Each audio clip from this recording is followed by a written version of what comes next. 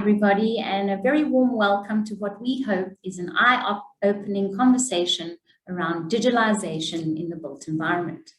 My name is Kim, and I'm here today to make sure things run smoothly.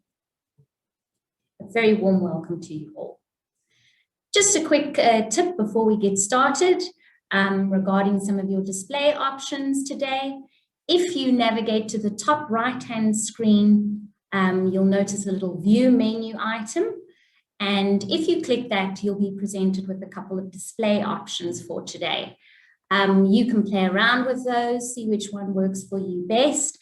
But our recommendation for today's session is to select the side-by-side gallery view.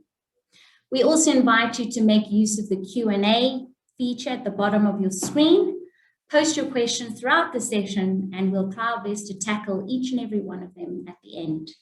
And then lastly, a recording of today's session will be shared via email. So look out for that in your inbox. Right, now let's set the digitalization scene with our first speaker today, Prof. Brian Armstrong, a preeminent thought leader on digitalization and business strategy. A professor of digital business at the Wits Business School, Brian boasts over 30 years of top-level management experience running and transforming large tech companies on a global scale. He is sought after as a board member, an advisor, and a consultant on digital transformation, and brings a unique depth of insight and practical experience to this often hyped and confused field. Let's hear what Brian has to say.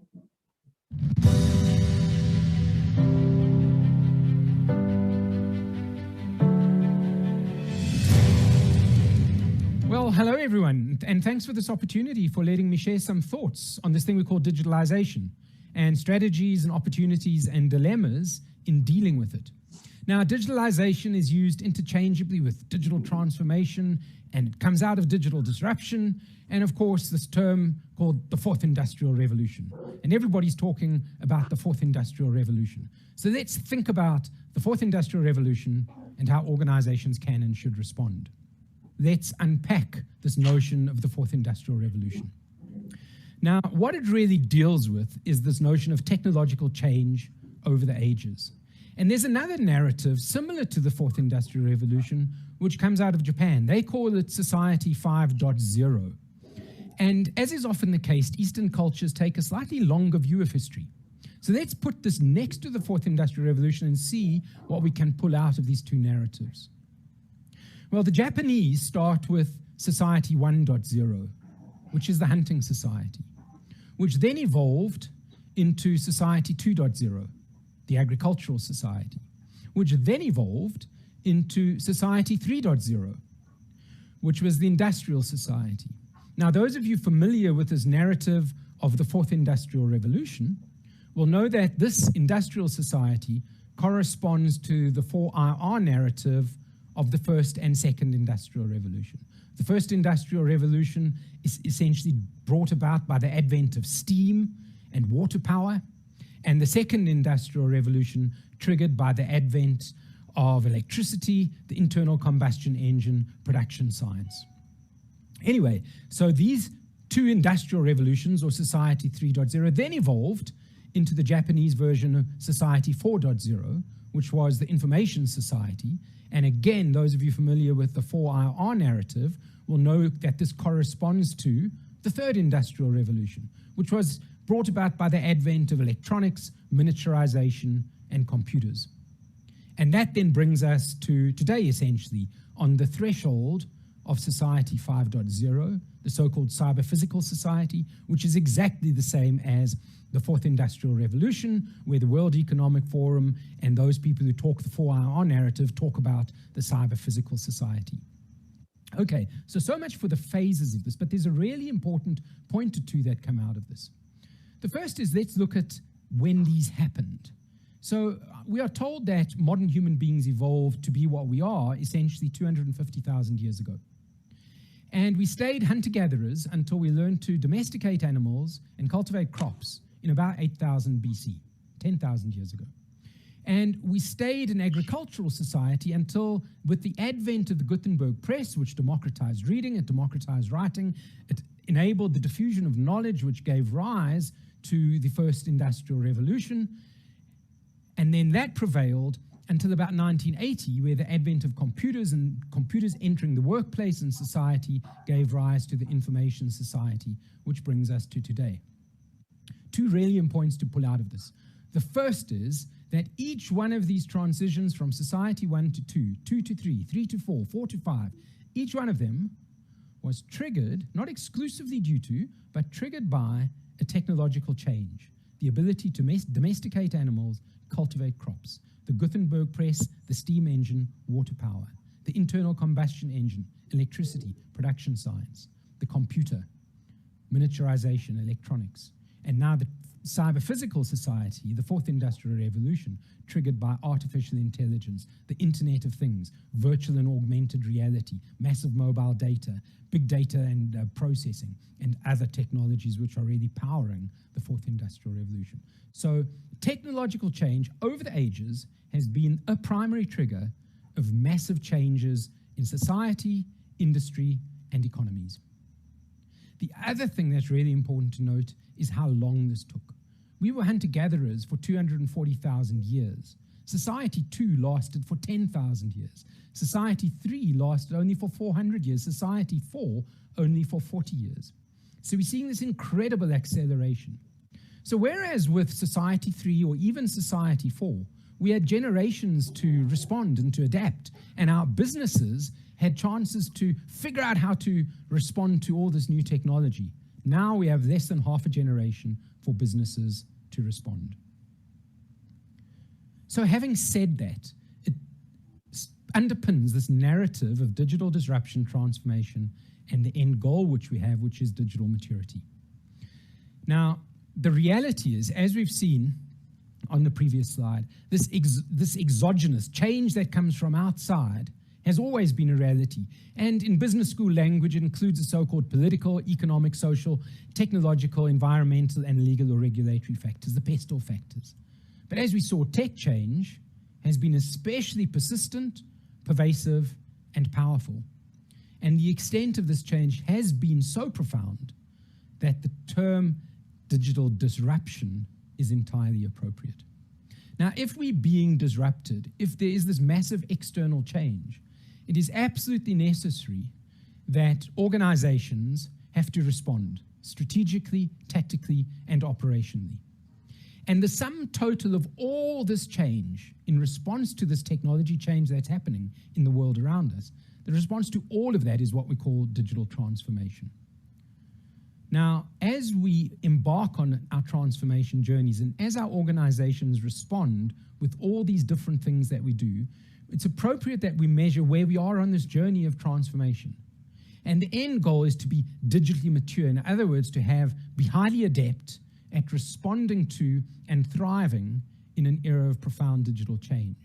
And digital maturity models measure where we are on that journey. They are like snapshots that measure where we are on that journey. Okay, so we've spoken about the fourth industrial revolution and society 5.0, this broad narrative about how we are being disrupted, our response is transformative, and the goal is one of maturity in that response. The last point I'd like to make by way of introduction is how we get disrupted. As an organization, it's one thing to say we are going to be disrupted, but what are the mechanisms? How is that going to happen?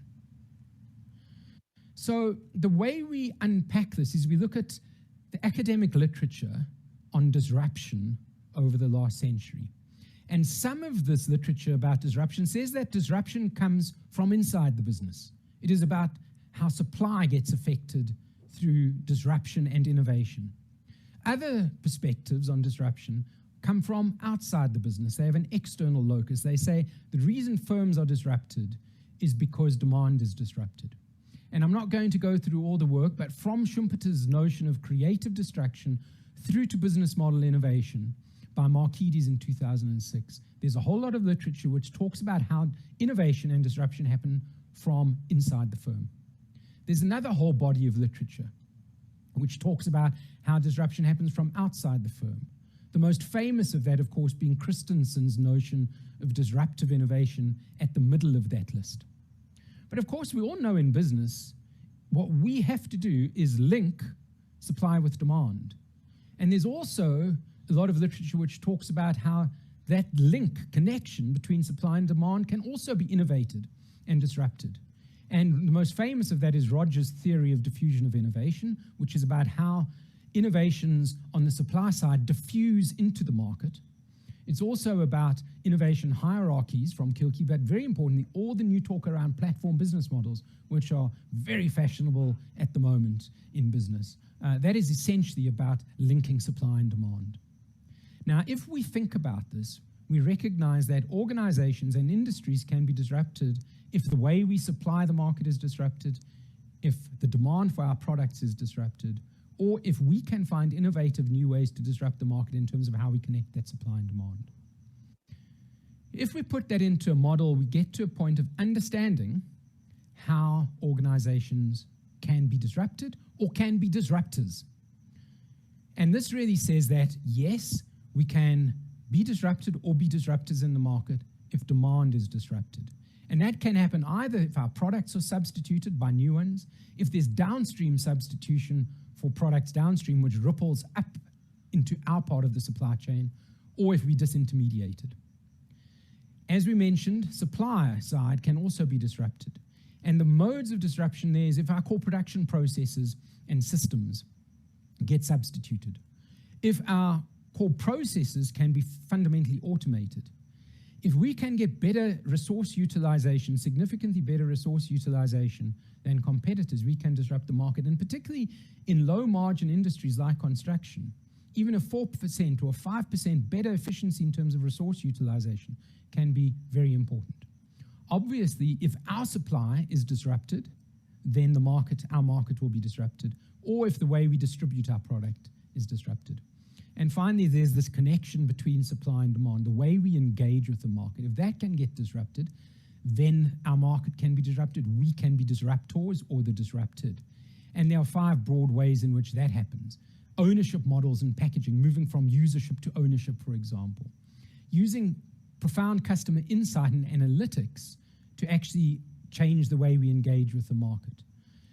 Our brand and our reputation, particularly in a negative sense, can be very quickly disrupted in the digital age. Smart pricing is very much about perishable inventory, bundling, but also, for example, if an airline seat takes off unfilled, that good it's a perishable good. The same with a network that has got unsold capacity. You can never get that capacity back again. So smart pricing techniques. And finally, about if the way our channel, the way people order, the way people engage with us can be disrupted, for example, the way we all procure music nowadays. And what I always challenge executives to think about for their industry is how, in your case, can your supply be disrupted, or can you be the disruptors? How, in your case, might your demand, the demand for your products and services be disrupted, or that you might be able to disrupt the industry? And very importantly, particularly with regard to platforms, the way that you engage with the market, how can you disrupt that, or how are your competitors, or let's call them left field competitors that you can't even think of now, come and disrupt that market? Okay, so those are a few points to say this is how disruption happens. I'm going to very quickly now talk to a number of responses. And our responses really revolve around who needs to transform digitally, why do we need to transform digitally, when we talk about digital transformation, what needs to be transformed, and finally, how do we do it? Some thoughts on how do we do it. Let's firstly talk about the who of digital transformation. The Center for Global Business, Digital Business Leadership, they've got this notion of a digital vortex. Now, we all know what a vortex is. It is something that you spiral around and then eventually you get sucked in, never to get out. And they suggest there's a number of industries already in the digital vortex: media and entertainment, ICT services, telecoms, retail, and financial services. And certainly with COVID, retail and financial services have certainly also been drawn into the eye of the digital vortex. Then there's another group of industries that are starting to get sucked in and be seriously affected by this digital vortex: hospitality, transportation and logistics, education, professional services, so legal, lawyers and accountants, and consumer packaged goods, starting to be very significantly affected by this digital vortex. And then finally, there is another number of the more primary and secondary industries: healthcare, manufacturing, energy and utilities, real estate and construction, and agriculture and forestry, which are being drawn into this digital vortex, but there's probably a little bit more time before the change is as profound in those industries as it has been in telecoms, media, retail, and financial services already. Now, this is global data, and you might think, oh, okay, so construction's at number 14 out of 15, so we've got lots of time, don't worry about it. Yes, it isn't as exposed as retail or financial services or ICT, but there is still a significant amount of the construction industry that can be disrupted, will be disrupted, and that will rise over time. So the short answer is every industry is affected by digital disruption, and therefore every industry has to respond. And the important thing actually with digital disruption is it's not actually just industries in isolation, because industries are converging. More importantly, all industries in a way are converging with technology. So what we see is technology converging with banking, technology and logistics and transport coming together, technology and insurance, technology and retail, technology and media, technology and healthcare, technology and social services, and yes, technology and construction. So the point I want to make is all the evidence suggests that all industries are affected, therefore all firms will be affected, and indeed all people in firms, in one way or another, will be affected by this principle or this profound force called technological disruption. Therefore, who should respond? The short answer is everybody. Now, you could say, so why do we have to respond? What happens if we don't do it? Well, certainly the global evidence is that the new superstars are the people who found the intersection between technology and a traditional sector. If we look at the world's most valuable companies in 2001, one was a tech firm. In 2006, one was a tech firm. In 2011, still only one of the top 5 firms in the world was a tech firm. And then suddenly in 2016, all 5 of the world's most valuable companies were technology firms. And that was still the case last year with the exception of Saudi Aramco, which had done an IPO in late 2019. Now, there's 2 points to highlight here. By the way, the next 5 include Facebook, Tencent, and Alibaba. So 7 of the world's 10 most valuable companies are tech firms. The second thing to point out here is Amazon doesn't sell technology for a living. It's a retailer. It sells books and clothes and whatever. Alphabet is a media company. These are firms that have found the way to intersect technology with the traditional sector. That is the recipe for success in a digital future. The second reason why to do this is there is lots of evidence across all sorts of sectors that digital leaders, which you see on the top right-hand quadrant of each of those charts, outperform digital laggards. Whether you look at revenue, leaders outperform laggards by 13%. Profit, leaders outperform laggards by almost 50%. Market value, leaders outperform laggards by almost 19%. So each of those dots, by the way, represents different firms in different industries across a whole lot of different industries around the world. So across industries and sectors, digital leaders outperform digital laggards across all the key financial metrics. I could present lots more data to you in terms of digitally transformed firms outperforming their laggards from a financial perspective. We see they can charge, the margins have doubled in terms of digitally mature firms. We see other data across 4,200 companies across all sectors in the USA that their surplus wealth, which is essentially a proxy for shareholder value, digitally transformed firms perform dramatically better in terms of the creation of shareholder value than digital laggards. There's a very strong correlation between ICT transformation and increased wealth creation. So that's the benefit of doing it. But let's also talk, we often tend to talk about the winners at the top and what can we learn from Google and Tencent and SoftBank and Netflix and so on. It's also important to think about what can we learn from the losers in the digital economy, those at the bottom of the slide. Now, it turns out that there are three broad categories of reasons why companies fail. The first is that failures of oversight, governance, and ethics. And certainly we see that, for example, in Steinhoff. To an extent, we see it in Eskom. We certainly saw that in Lehman Brothers and many other examples. The second is that firms tend to spend more than they earn, and they collapse under mountains of debt. That was the case in Chrysler, it was the case in GM, it's been the case in many of the firms. And then thirdly, it is about missing or not responding to changes in the market. And Kodak, which you see there on the left, is the poster child of that, of course. But there are many firms that don't see changes in the market soon enough, and or they don't respond profoundly enough. And the main driver for this is technological change. Now let's unpack why firms miss this. I used to come from the telecommunications industry, and this chart of global mobile data usage is very interesting. We see from around 2009-10, we see this exponential growth in global mobile data usage. The interesting point is the networks are actually deployed by around 2005. And we can't see it on the chart like this, but this trend, this exponential trend, was already evident as early as 2004, 2005. It was just below our radar screens, we couldn't see it. So this exponential pattern was there, we just didn't see it. Now, what this highlights is how the information-based world is moving exponentially. But the problem is many organizations still act and think in a linear way. Human beings intrinsically think in a linear way. And the problem with this is when that mobile data trend or any exponential trend is below the radar, below the noise level, we are complacent. We don't see it, we don't spot it, and that gives rise to complacency. But once this exponential trend suddenly bursts into view, our industries are disrupted.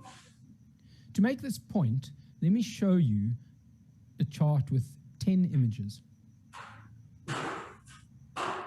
The question is, who are these people and what do they have in common? Well, besides the fact that they are all rather pale males, which is an indictment of the tech industry around the world over the last 100 years, these were all people who were at the head of an organization who had the so-called best view in the house, yet missed change when it stared them in the face. So we see William Orton, who was the president of Western Union, said the telephone would never take off. The co-founder of 20th Century Fox said the TV set was a flash in the pan. Thomas Watson of IBM said there's a market for maybe 5 computers in the world. Ken Olsen from the Digital Equipment Corporation said no one would want a PC. Robert Metcalfe, who invented the Ethernet for Pete's sake, he said the internet would collapse, would go spectacularly supernova and then collapse.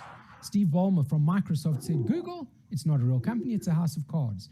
2 people in leading mobile phone manufacturers, so Nokia and RIM, which did BlackBerry, were dismissive of the iPhone. Lou Gerstner was dismissive of Amazon. And Jim Keyes, the CEO of the now defunct Blockbuster, said Netflix wasn't even on their radar screen. So what these people actually have in common is denial. And denial comes about firstly from not spotting the trend when it is the linear line is well above the exponential line. But it also comes from just being comfortable and saying, yeah, it's all these people talking about all this technological change. It won't really affect our industry. In South Africa, we're different. In our sector, we're different. Let's just carry on doing it the way we've done it. And then this sort of denial happens. So hopefully over the last few slides, I've shown that there is both significant upside of doing digital transformation, but also if we don't do it, a significant risk, if we're in denial, there is a significant risk of missing changes in the market and putting our organizations into distress. Let's quickly talk about the what of digital transformation. Is it just about get the best IT in town? That is a big part of it, but is that all what it's about? If I was to ask you the question, so why is the post office struggling? And eventually we would settle on the answer. The reason the post office is struggling is because no one needs email anymore. Now, will it help the post office to install the most powerful email server in the world? No, of course not. The post office's problems are far more strategic than that. Let's look at electric cars. You see a picture of an electric vehicle in front of you. Now, if you're in the motor retail industry, you might think, well, we used to sell petrol cars, now we'll sell electric cars, everything's going to be fine, right? Well, actually, no. Because EVs last 4 times as long as petrol cars, and they require 1/4 the amount of maintenance. And we all know where the motor retail industry makes its money. It's in service and maintenance, after sales. So in the case of the motor retail industry, whilst the technology is the cause of the business disruption, it won't help to put the best virtual reality test drive experience in their showrooms. It will maybe give them a bit of competitive advantage relative to the peers. It won't solve the problem. It won't help to have the best omni-channel client engagement platform.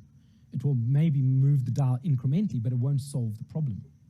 So whilst the technology is often the cause of business disruption, the responses need to be strategic, commercial, organizational, and cultural. Far more profound than simply a technological-only response. The way the Harvard Business Review puts that is that digital transformation has to, yes, it has to be about how we do business. Applying digital technologies, getting our systems and processes digitalized to transform the core business processes of today into revamped and improved ones of tomorrow. But at the same time, it has to be about what business we do, what products we offer the market, who we offer them to, and how we deliver them and serve them to the market. And if we do that together, both how we do business and what business we do, that's when we find the new growth business models for tomorrow. So very briefly, the what of digital transformation is both about how we do business, but very importantly about what business we do. The final point I'd like to address is this notion of then how do we do digital transformation? Now, any process of digital transformation is one of complex organizational change in response to this accelerating change of technology in our external environment. And our organizations are often carrying on along our previous trajectory. And what we need to do is unfreeze them from that trajectory, make the changes, and then refreeze a new trajectory, but one of agility which keeps embracing technological change. And this fundamentally is the process of digital transformation, a complex change management process of unfreezing, making the changes, and then refreezing to a new agile, adaptive, new normal. And as we do this, I mentioned that we want to measure the digital maturity, where we started, where we are on the journey, and our aspiration of where we want to be. So let me finish off by talking about what is digital maturity. Because ultimately, if you know what digital maturity is, it gives us more of a granular view of how we need to change and what we need to change. Now, over my career, I've had the pleasure and occasionally mispleasure of dealing with all of these global advisory firms. All of them have models of digital maturity. So we've looked at all of these. We've also looked at the leading books on digital transformation. 5 of the leading books in the market about what is digital transformation and what is the destination of digital maturity. And we've also done an extensive review of more than 50 academic papers on digital transformation and digital maturity. And in a way, you can say, we did this so you don't have to. And the answer of what is digital maturity is on the next slide. Digital maturity really comprises 2 broad dimensions. The first is leadership and strategy. The second is digital application and impact. And each of these has a number of critical factors, which, for example, vision and strategy, which is about, do we have a transformative vision of the future? Is leadership all aligned around that? Is that translated into our business strategy? And are we committing resources? Now, I'm not going to unpack each of the levels of detail, but for each of these factors of digital maturity, you will see them. Second, very important factor is culture and engagement. Do we have a non-siloed culture which is risk tolerant? It is about how we govern and organize for digital transformation, to avoid silos and to make sure that there's integration of what people do. It's about how we identify and bring up to speed new value streams and business models. It is about our architecture for innovation and how we invest in that innovation. And it is very much about how we understand the human choices we make around digitalization and how we treat our customers' data and indeed our staff's data. On the application and impact side, it's about how we engage with customers. It's about how we bring digital into our products and evolve our product portfolio. It's about how we empower and enable our workforce to be fit for purpose, you could say, in a digital agent to really perform. It is about how we transform and digitalize our core business processes. Absolutely, it is about having the right IT fabric, the right information systems. And we can't claim to be mature if we aren't showing any results. Now, the point you might say is, how do these relate to each other? There's 12 factors there. They are all critically important. So what we've developed is a systems model to understand how all of these relate to each other. And ultimately, what we're striving for is business results. We're not striving for a technology outcome. We're striving for revenue, profit, shareholder value, customer satisfaction, customer loyalty, whatever. And the things that directly drive that are customer orientation, digital product innovation, workforce enablement and performance, and core process digitalization. New business models and new value streams also directly affect that. And digital ethics, particularly if we get it wrong, can have a big impact on our business results. Now, what underpins these? And there's two critical things. The first is IT and IS excellence and applicability. That it's got to be applicable to your industry. It needs to be joined up. It can't be sort of a patchwork quilt where the sort of old legacy network of spaghetti IT. An agile, fit-for-purpose, digital-ready IT platform. And the other critical thing is skills. Do our people have the skills and the aptitude to make the transition? What drives these in turn is our architecture around innovation and investment, as well as our organizational architecture, how we organize ourselves and how we govern ourselves. And what drives those is leadership, its vision and its strategy, and the culture of the organization. A culture that is open to take risks, a culture that is open to change, and leadership which sees the transformative power of technology, which sees how it will transform an industry, that sees that the world is changing and we have to move with it.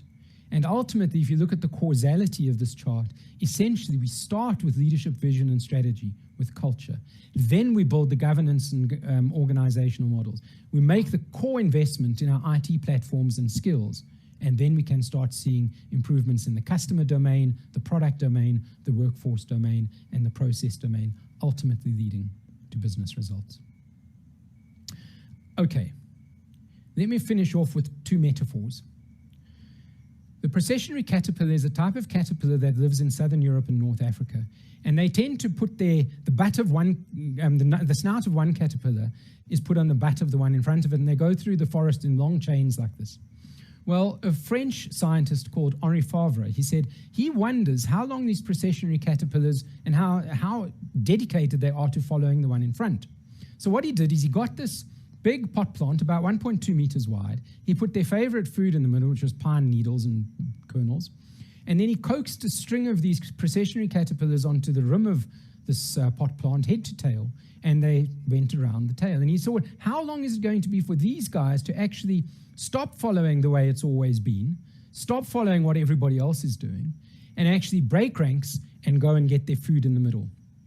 Well, actually what happened, and this is, by the way, there's about a 100-page report on this. This is not an urban legend. This is real stuff. What happened is they went around for one day. They went around for a second day. They went around for a third day. They went around and around and around for about a week until they started falling off and dying. So rather than break ranks with following what's always gone before, these caterpillars stuck to that and died. And I think sometimes us in business, we need to learn that lesson. We have to break from the way it's always been done. The world around us is changing, and it is really important that we change with that world. We do not want to be processionary caterpillars that go around and around and around in a circle, following the way it's always been done, and eventually starve our organizations and lead them into distress. The second metaphor I'd like to make is we spoke about the digital vortex, how all firms are being drawn into this digital vortex. What you see here is a picture of a guy called Turnus Wessels. He happens to be a South African who's living in Alberta, Canada, who was famously pictured mowing his lawn while the tornado approached. Now, in Turnus Wessels' case, it ended okay. The tornado missed his home, and he had a nice, neat garden afterwards. But again, from an organizational perspective, the digital vortex will not miss our industry. The digital vortex will not miss our organizations. And indeed, it will not miss most of us as individuals. So yes, we all want to mow our lawn and have neat lawns in our careers and our organizations and our industries. But we have to prepare for the arrival of this digital vortex. So thank you very much for the opportunity to talk to you. And I'm very happy to, you've got my email address there. If you want to engage with me offline, please feel free. I look forward to hearing from you. Thank you very much.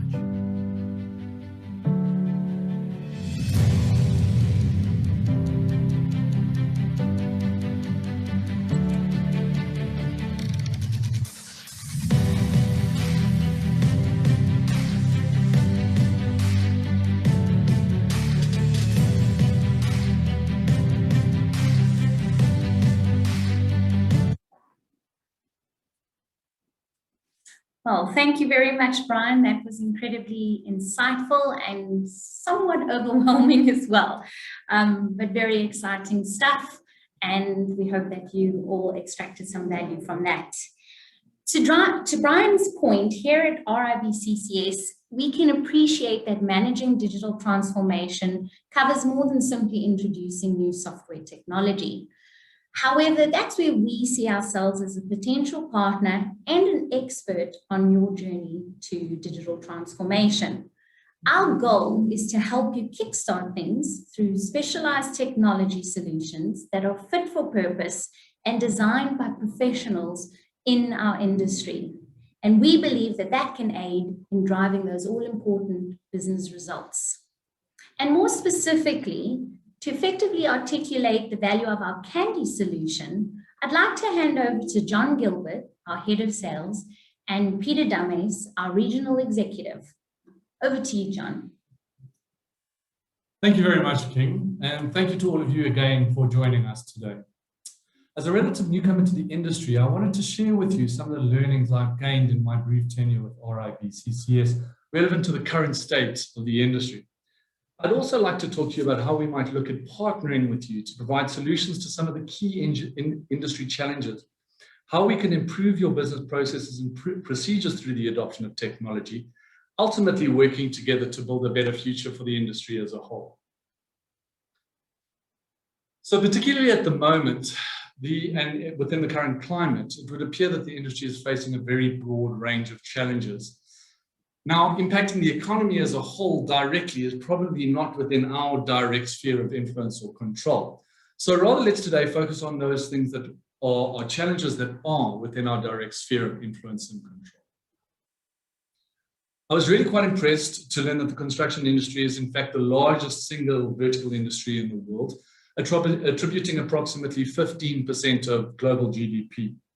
However, in the last 2 decades, it is lagging behind the average growth figures of 2.8% that's been experienced across all industries, and has only grown in the region of about 1% in that same time frame. In fact, it's only grown at 1% in the past 2 decades. And this is all data that's relevant to a period that is prior to the impact of digital transformation, as we've just heard raised in the previous presentation by Brian. Furthermore, the construction industry is a really large and complex environment with high risks. Construction projects have very, very large capital investments with the values running into hundreds of thousands, millions, and even billions. And we are seeing that margins are increasingly being put under pressure and sitting at the moment in some regions as low as 4 or 5%. So very high value, very low margins. The potential for something to go wrong and to get into a negative margin or to lose money is extremely high. Research has also indicated that approximately 80% of all construction projects run either over time and over budget, resulting in very low levels of customer satisfaction. But over and above low levels of customer satisfaction, it then in fact heightens this risk for a negative margin, of the opportunity for the construction contractors involved in these projects to lose money and incur heavy losses. These projects are also extremely complex in nature with multiple moving parts. Generally, they have massive material BOQs with thousands of different line items, and the project itself can span multiple years in duration. The long duration nature of these projects also means that at various stages throughout the project lifespan, there are opportunities for a whole plethora of scenarios where things can change. Anything from the weather, which again, I suppose is completely out of one's control, but through to labor issues, supply of materials, changes to the original design can and probably will happen. And this obviously disrupts the original plans and the associated timings and costs compared to what they were at the outset of the project. So many of the following stages of the construction lifecycle process really hang off ensuring that the initial estimate for tendering is accurate and correct. Any errors or inaccuracies at the starting point of the whole process will just cascade through all of the at least the following stages of the process. And often one only comes aware of them when it's too late to address it and do something about it proactively. The money is spent, the concrete's been poured, it's post the fact. Seemingly minor discrepancies on face value, when they're extrapolated over the entire lifespan of the project, can grow into substantial problems, resulting into significant impacts and implication, again, both from those critical time and cost implications. The more complex or large the project is, the more different people are involved at the various different stages. Silos are created, and there's a fairly low level of collaboration, with disparate pieces of critical information, sometimes just resting in the mind of a key individual or a key team. If they are recorded, they're often recorded on paper. Where there are certain tools used, those tools are not seamlessly integrated, and it becomes very, very difficult to get an overarching view of key information at the right time. As we've heard earlier, again in Brian's presentation, compounding all of this is the fact that out of 23 different vertical industries that were surveyed, the construction industry ranked number 22 rather in terms of digital adoption or adoption of technology. Some of the impacts of this we see in terms of 13% of construction teams' working hours are spent looking for the project data. 90% of the data generated is unstructured. And again, what this means, it's very difficult to access it, to bring it together into meaningful, actionable business intelligence.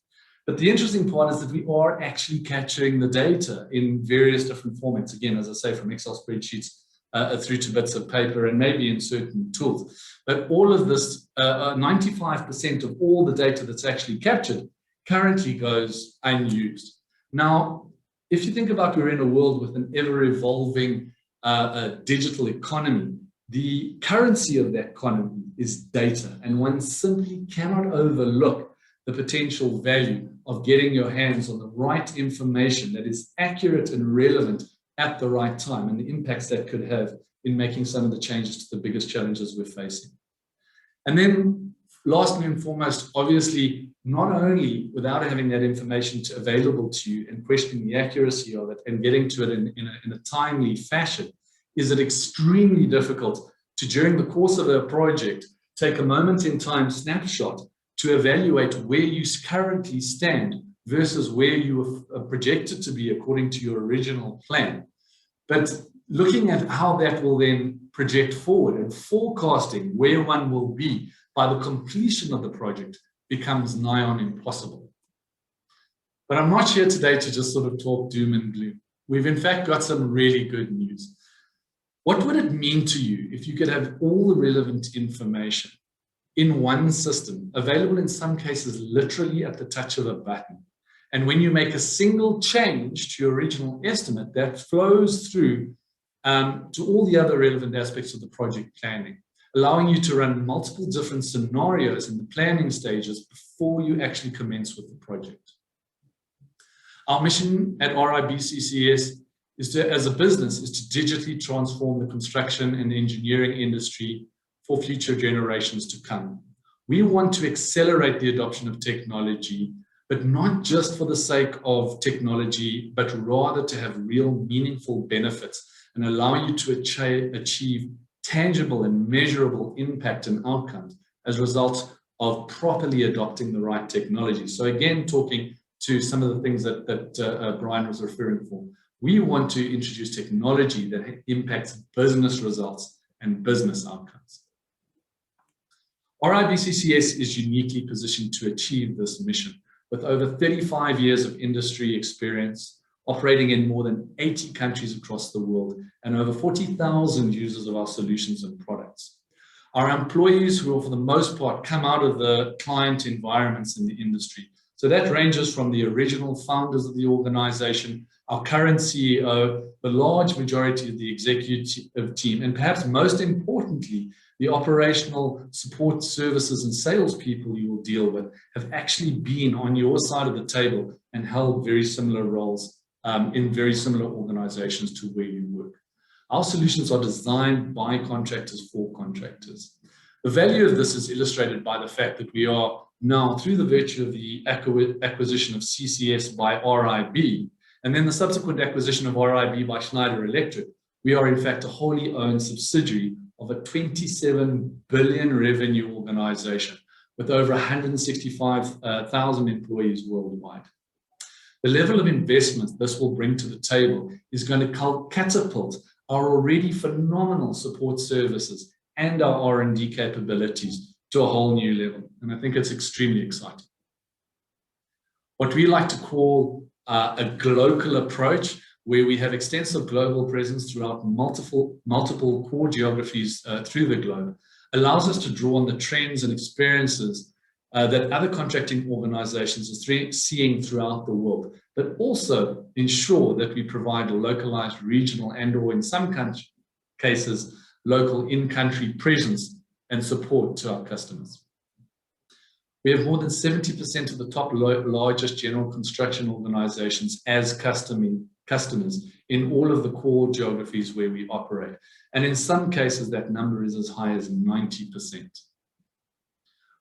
Although our products, particularly Candy, are solutions that are used extensively by, in fact, very small and medium-sized contractors, it has also been utilized and was an integral part to some of the most complex marquee projects across the globe. And just a couple examples of that: the Burj Al Arab in Dubai, the Caltrain here locally in South Africa, the Queen's Ferry Crossing in the UK, just to name a few.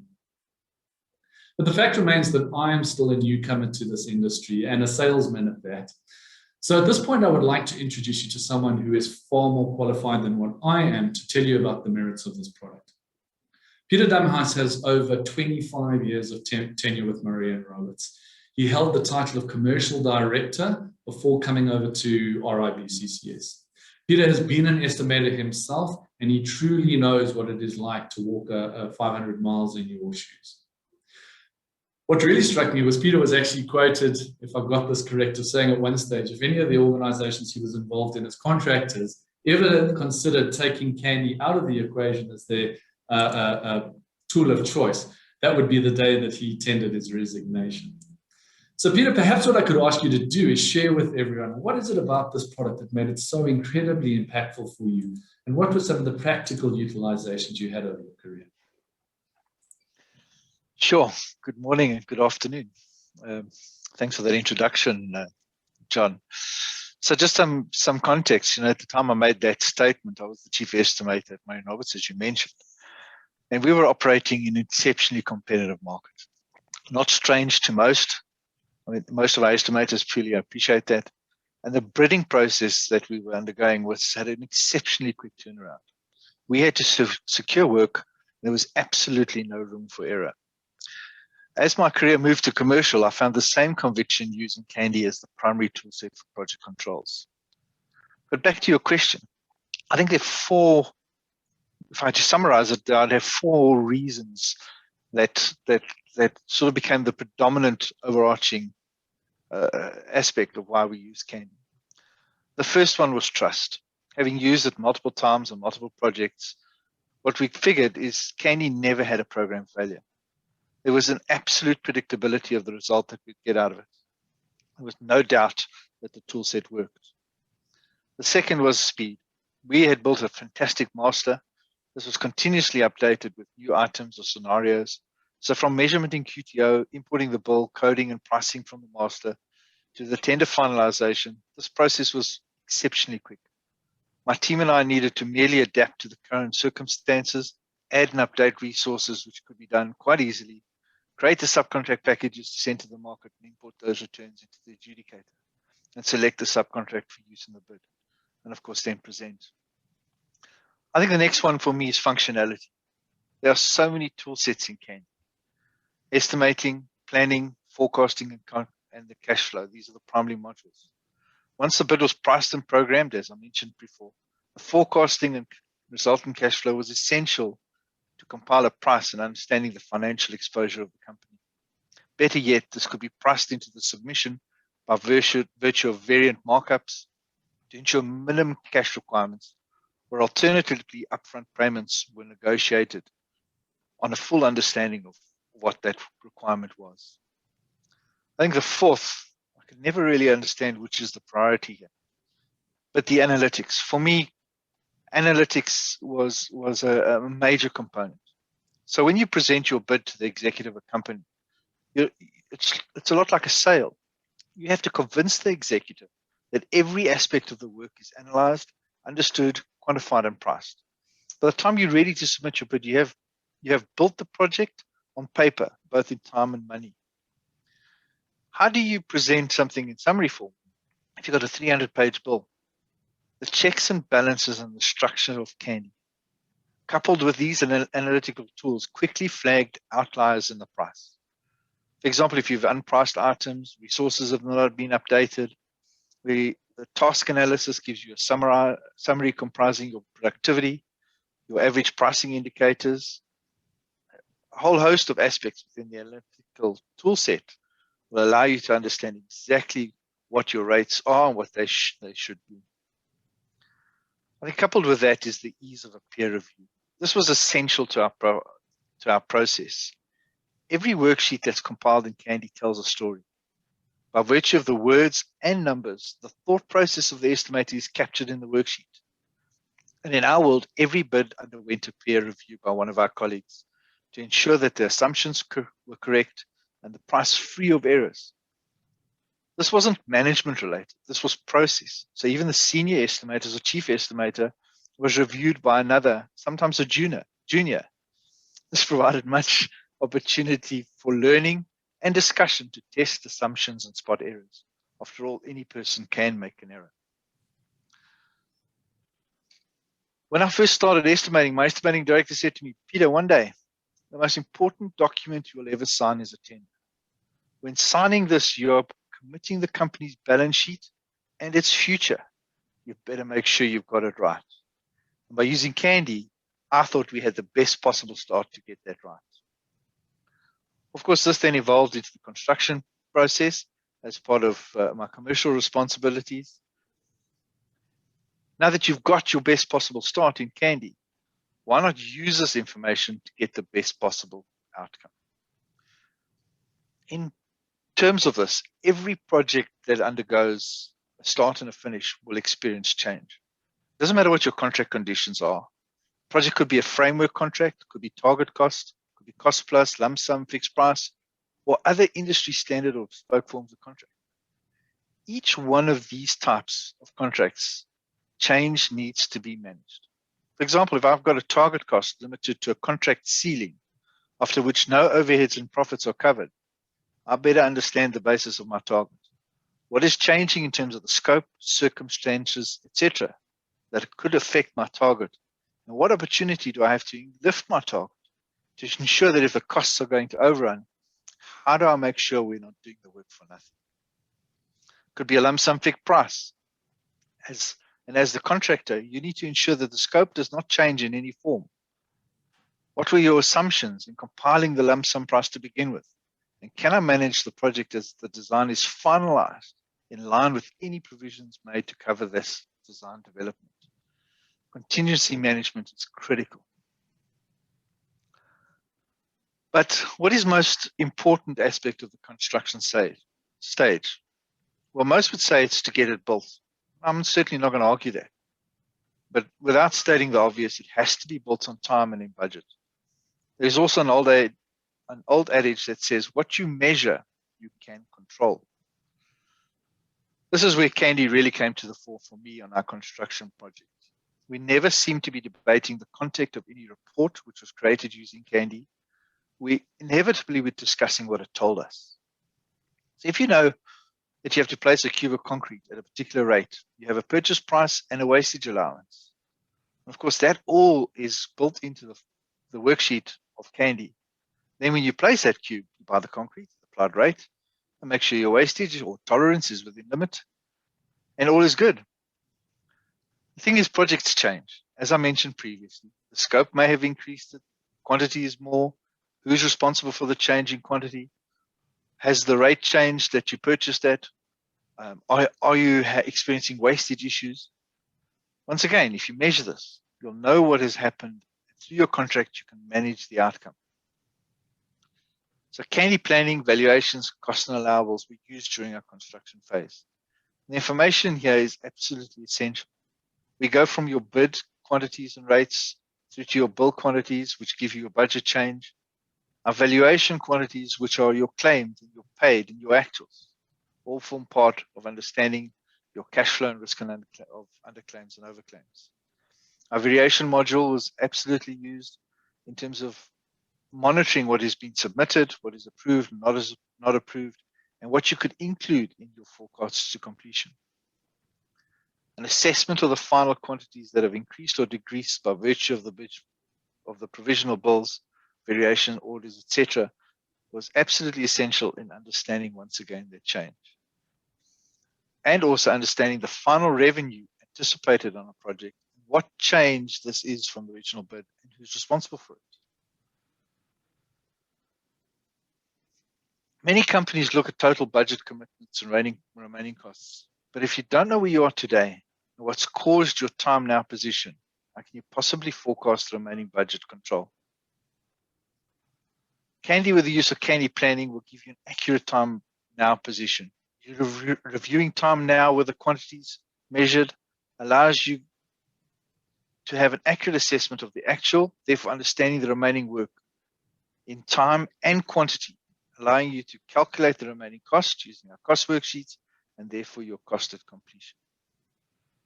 The remaining work as identified by the program and the link bill will give you both budget, remaining cost over time, and you have the information at hand to understand impact, possibly escalation if you're in an environment that has high escalation. And another issue is to understand your turnover based on your particular financial years, to assist your financials in accurate reporting. Sustainability of any company relies heavily on the predictability and the outcome of our projects. Any variance to this, both positive and negative, needs to be known as early as possible to allow appropriate intervention and action.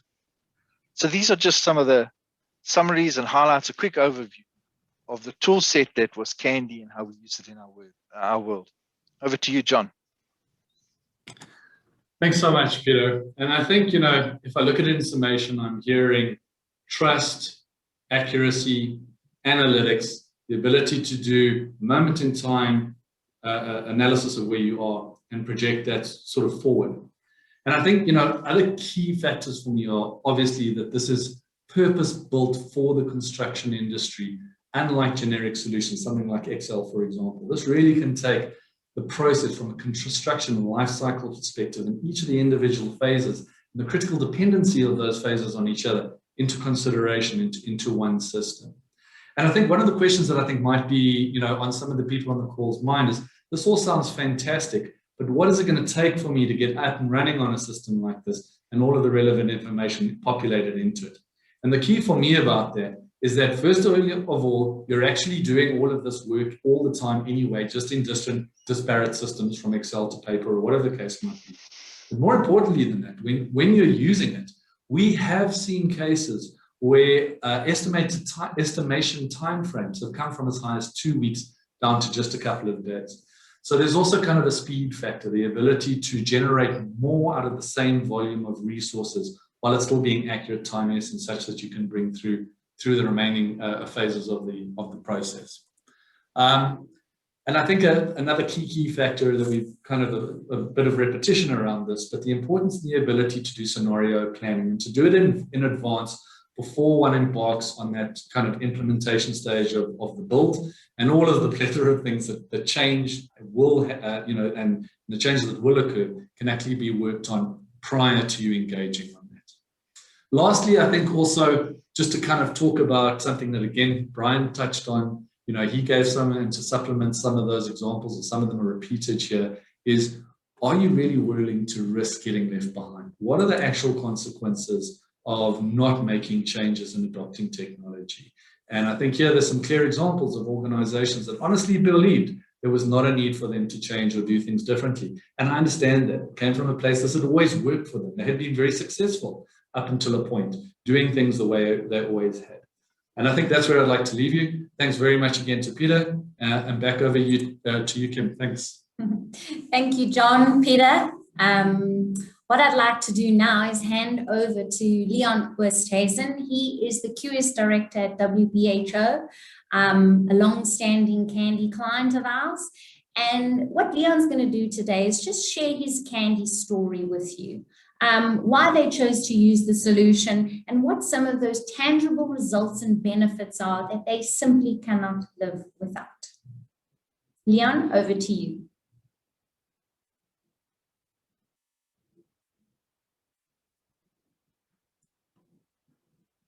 Leon, I think you might be on mute.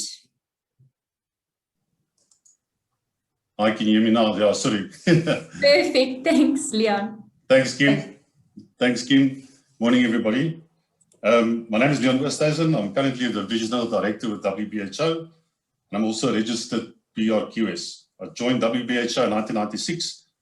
I've had the privilege of working on some very big projects during my career. Most memorable being the upgrade of the OR Tambo Airport in preparation for the 2010 Soccer World Cup, and the latest being the Times Square Casino project in Pretoria. Both of these contracts being the value around about the 2 billion rand mark. As you might know, WBHO is currently the largest construction company in South Africa, and we mainly do big commercial, infrastructural, civil, as well as public-private partnership projects. We have a footprint in a couple of African countries, mainly Ghana, Zambia, and Botswana. And we've also got ownership and shareholding in construction companies in Australia and the UK. When I started with WBHO, we mainly used Excel spreadsheets to do valuation, cost reports, material reconciliations, etc. Candy was only used to generate allowables for our cost reports. In 2000, CCS approached us and asked us what they could do to allow us to make more extensive use of Candy. Our main problem was with big commercial projects, you need to be able to split the project up into smaller, manageable areas and locations. The programmers from CCS set out and developed a system based on location codes. This is just one example I personally experienced of the people from CCS's willingness to assist in finding solutions. The backup and support I received over the years has always been excellent. I think WBH's journey with CCS started due to uniqueness of the product, but it has continued due to CCS's constantly evolving and providing tailor-made solutions. This is why Candy is used on every single WBHO project from the tendering phase and from there to the commercial and programming during the execution of the project. The implementation of BIM systems is probably the biggest digital transformation process to be introduced in the construction industry. And this will bring new challenges to which we will have to adapt, but also create opportunities for companies like CCS to assist with the unique and relevant solutions like they have up to now. Okay, Kim, thanks very much. That's my story. Thank you so much, Leon, and for the time taken today to share that story with us. We really No problem. It's a pleasure. Right. I think we're on to the Q&A for today. But before we do that, you'll notice there's a QR code on screen.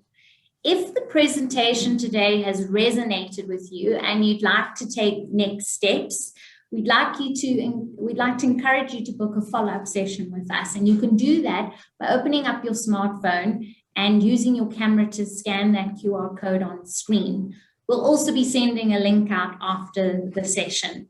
You'll be presented with our meeting scheduler once you scan the code, and you can book a convenient date and time to meet with us and take the next steps in discussing your own unique goals and challenges on your journey to digitalization.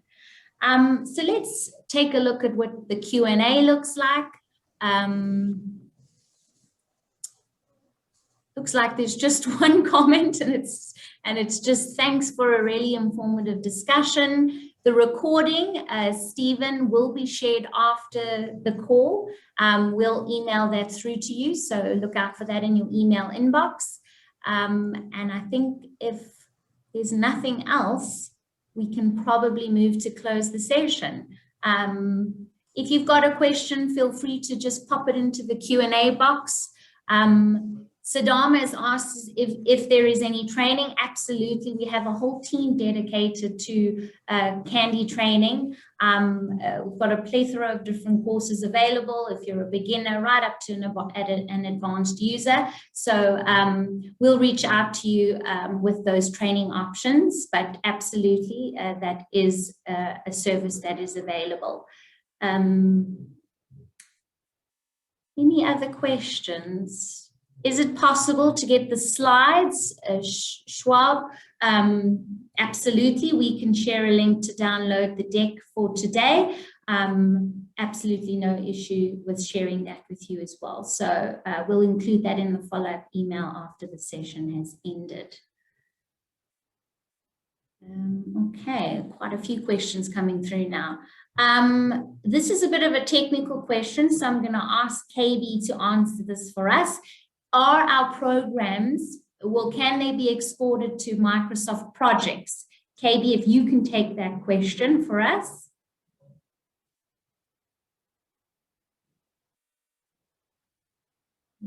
KB, are you there? Otherwise, maybe a Wayne or Fadi. I can answer KB. that. Sorry. Okay, I was muted. Excuse me. Good day to everyone. Thanks, Kim. Yes, for that question, we are able to export and import external programs, Microsoft projects, as well as Primavera. Okay, excellent. Patty's asked if there is a certificate that can be provided to contribute to your CPD points. Maybe that's something KB can answer from a training perspective, but I don't see an issue with that. Yes, I can answer that, Kim. We do have 3 trainings that are CPD accredited that so far we are running them. It might be 2 or it might be 3. I'm talking under correction, but yes, we do have training accredited with CPD that can be claimed by clients. Patty, reach out to us after the session and we can discuss that with you. Then Mark has asked, does the software include a package for measuring drawings and can it integrate with BIM models? So Candy does have a QTO module, but maybe KB can comment on whether that integrates with other BIM models.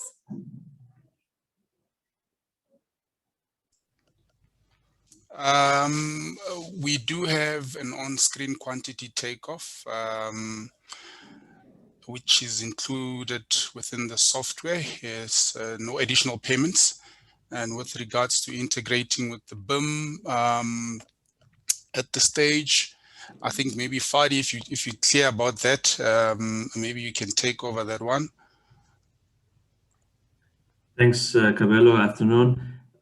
So the on-screen quantity takeoff allow a measurement from a 2D drawing, whether it's an AutoCAD or PDF, and also it allow measurement from BIM models such as Naviswork. It doesn't integrate to send back information. It allows the measurement and you move forward into your bill, BOQ, and post-tender work. Mark, I hope that answers your question, but again, feel free to reach out to us with any further clarification that's required.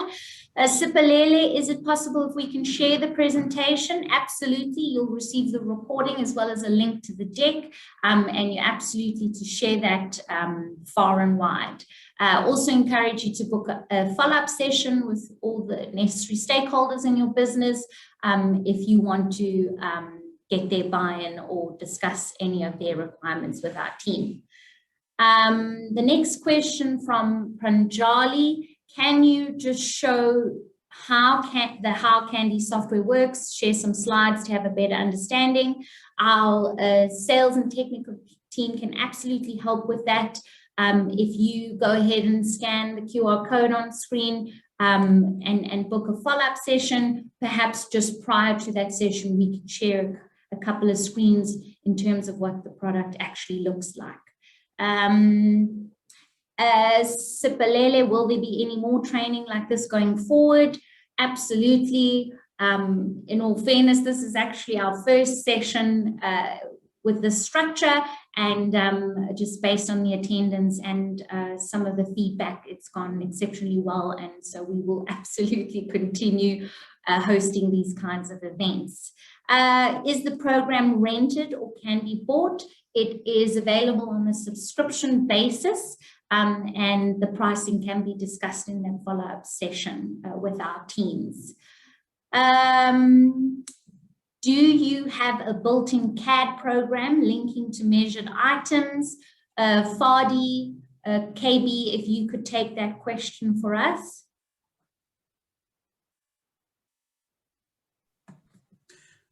Yes, I'll answer. Thanks, Kim. So as we mentioned, the QTO has an engine to load your CAD drawings. So it allows you to measure from your CAD drawing directly within the Candy software, and then you can continue by linking those measures to your bill item. Thanks, Fadi. And maybe staying on the topic, we have an anonymous question. Do you have a full electrical drawings measure module specifically for electrical control and instrumentation works? So the system doesn't have a specific electrical or civil. It functions the same way you do your measurement on AutoCAD or any other software. So it allows you to read the layers and do your own measurement from a 2D perspective. And at the same while, when we talk about electrical or maybe in civil, you can add your own add-ons. You can add your own heights and dimension to convert the 2D into a 3D volume of area or lengths when it comes to pipe and cables. Thanks, Fadi. And staying on the measure topic, are we able, this is from Sean, are we able to link measurable items on one dimension? I'm not sure what the question is. When it comes to one dimension, it operates on a 2D and a 3D dimension. So you can link them, as we said, you don't only have to count on the information in the drawing and in the section or the plan. You can use the information from elevation into your 2D plan and convert it into multiple dimensions. Okay, thank you so much. We've had a question around sharing the links to the training that's available, and we can absolutely do that in the follow-up email. We have another question here about master templates. Somebody's asked whether we have master templates for the Candy solution, and I believe that we do, but perhaps one of the gents can just elaborate on that. Yes, we do offer some master templates, and whoever that's interested can get in touch with us. Great. Sean has just actually come back, just explaining his question in a little bit more detail. He's saying, just based on his question around linking measurable items on one dimension, he's saying multiple items on one dimension, if that helps, yes. Fadi. Yeah, it does help. And the answer is yes, you can do that. And of course, we will get in touch with you to show you how you can do that live on the system. And there's quite a few questions coming in around whether today's CPD accredited. I'll have a chat to the team and what category, if it is accredited, what category that is. So Ron will definitely include something on that in our follow-up email. And I think we've covered all the questions, but if I haven't, and I've missed your question, apologies for that, and we can absolutely answer that for you once the session has ended. And I guess with that, huge thanks to you for joining us today. We hope the session was informative and that you found it valuable, and there's some practical and some actionable insights that can help you propel your business forward in this fast-moving and challenging time. The construction industry is being drawn into that digital vortex. How will you respond? Thanks again for joining us today. We look forward to continuing the conversation.